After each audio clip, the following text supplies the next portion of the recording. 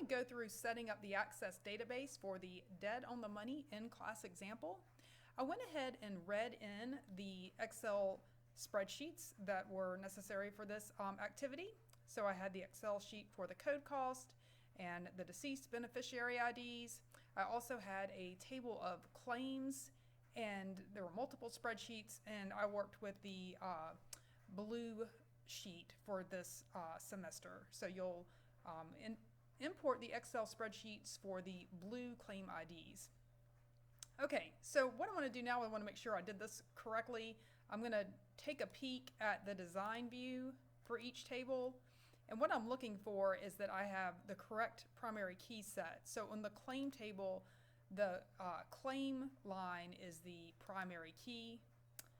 And for table code cost, the item code is the primary key. Let's look at the design view. I was a little sloppy when I read this in, and I forgot to check that I had an existing primary key, but I can fix that here. I'm going to change item code to the primary key, and I'm just going to delete this guy. All right, and then same thing here on the beneficiary table. I'm going to look at the design view, and I actually wanted beneficiary ID to be the primary key, and I really don't need this primary key that was created by Access.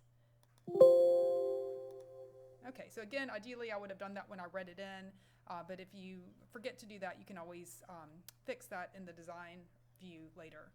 All right, now let's take a look at our relationships and get those set up.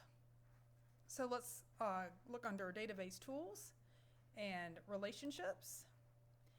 And I'm going to establish relationships between all of my tables. All right.